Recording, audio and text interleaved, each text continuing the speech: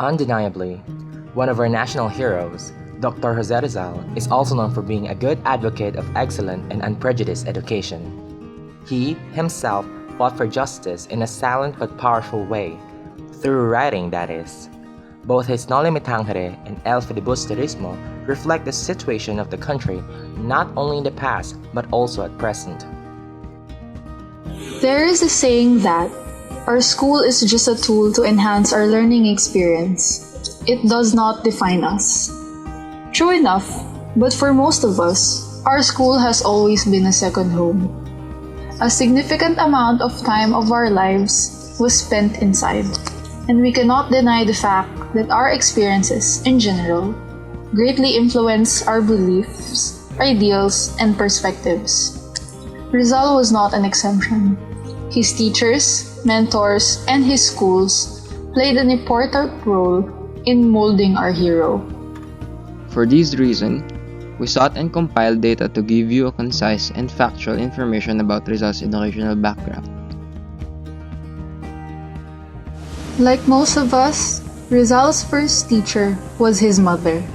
Chodora Morales Alonso Rialonda y Quintos had her formal education at Colegio de Santa Ana Rosa in Manila. And just like her mother, Brigida de Quintos, she was well educated and highly cultured and had knowledge in literature and mathematics. She devoted herself to her children's education and growth as morally upright individuals. Rizal was caught under her strict supervision when it comes to his studies. She gave him lessons in Spanish, arithmetic, literature, and alphabets. Of course, she also taught him the fundamentals of Catholic prayers.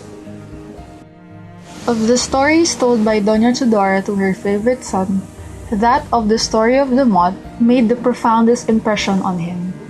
For Rizal, the tragic fate of the young moth, which died a martyr to its illusions, left a deep impression on his mind. He justified such noble death, asserting to sacrifice one's life for it, meaning for an ideal, is worthwhile. And like that young moth, he was fated to die as a martyr for a noble. As Jose grew older, his parents employed private tutors to give him lessons at home, and the first of these maestros was Celestino. Just like Theodora, Jose's mother, he also taught him lessons. Not so long before a second tutor came.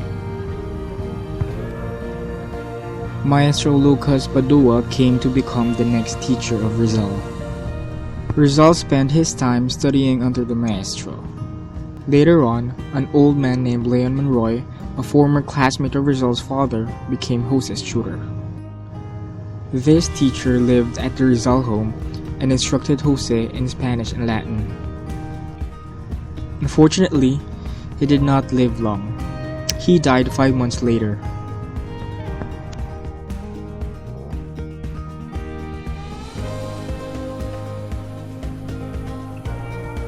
After Monroy's death, Jose's parents decided to send their gifted son to a Bifid school in Binyan. Rizal was accompanied by Pasiano throughout his journey to the said city. Not so long before Pasiano brought his younger brother to the school of Maestro Giustiano Aquino Cruz, where the former was once a pupil under the maestro. The school was in the house of the teacher, which was a small nipa hut about 30 meters from the home of Jose's aunt. Pasiano departed to return to Calamba after he had introduced his brother to his former teacher.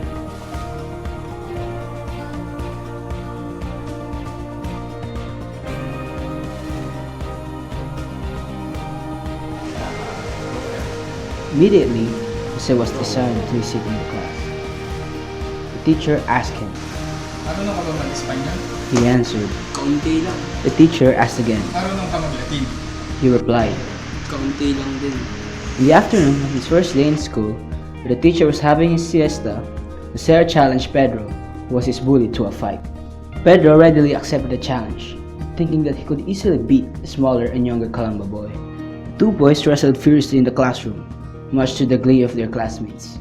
Jose, having learned the art of wrestling from his athletic Tio Manuel, defeated the bigger boy. For this feat, he became popular among his classmates. After the class in the afternoon, a classmate named Andres Salandanan challenged him to an arm wrestling match. This time, Jose was not the victor.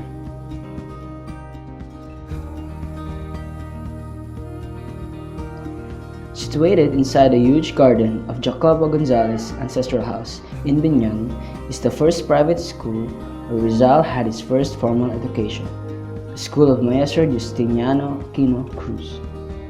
According to Pepe, a blogger in Filipino e-scribble, an online jottings of Filipino out of time, the Nipa Hut, which is the school itself, was on the brink of ruin when he first saw it in 2004.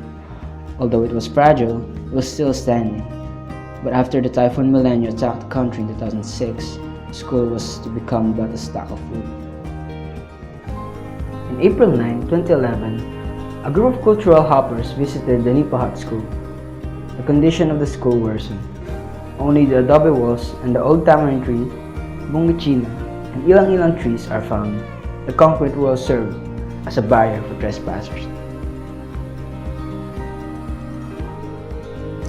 On June 10, 1872, Jose, accompanied by Pasiano, went to Manila and took the entrance examination on Christian doctrine, arithmetic, and reading at the College of San Juan de Letran and passed them.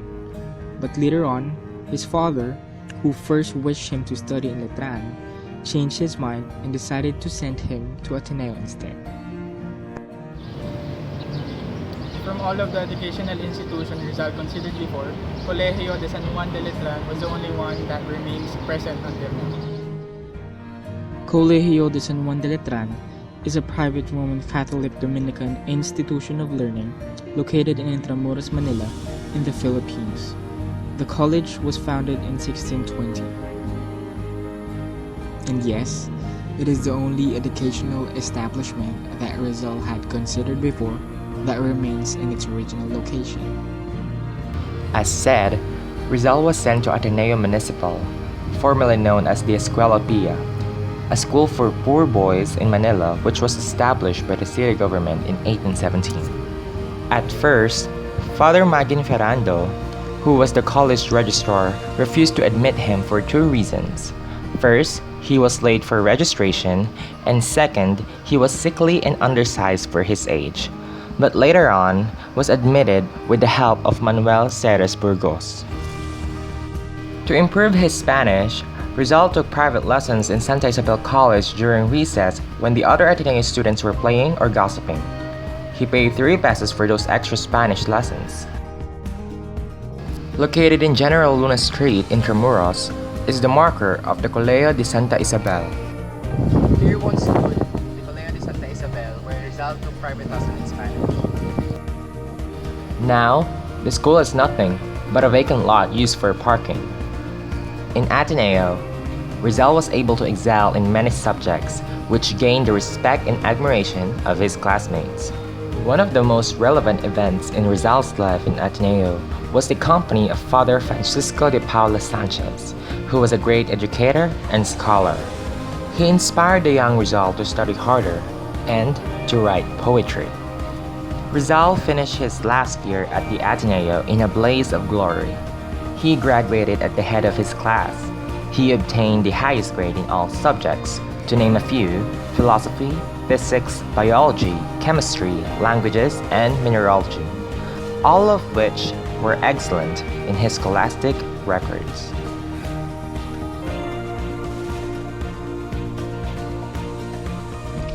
The Ateneo campus, before it was transferred in Katipunan, was situated in the corner of Arzobispo Street and Andes Street in Intramuros.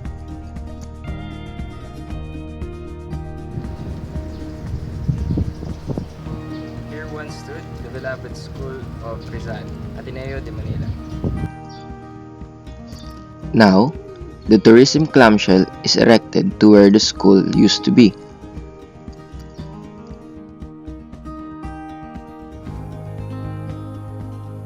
After graduating from Ateneo, Rizal continued his education at University at Santo Tomas.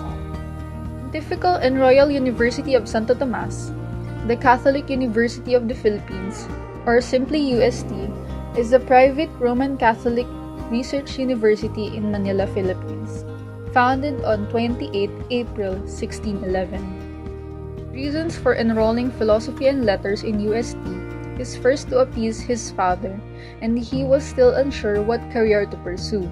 It settled him since he wanted to cure his mother's eyes. At UST, he continued his passion in writing poetry under his least known pen name, P. Jacinto. Fortunately, in UST, Rizal was not at home as he was when he was still in Ateneo. Nay, he was discriminated many times because he was an Indio. He also despised the method of instruction used by the Dominicans, which was obsolete and repressive. His grades were not helping him either. His scholastic records in UST was not as high compared to his grades in Ateneo. Although some of it were excellent, he got some fair marks as well. Majority were good marks, which dissatisfied him. He left the school after he had finished his 4th year of his medical course and decided to study in Spain.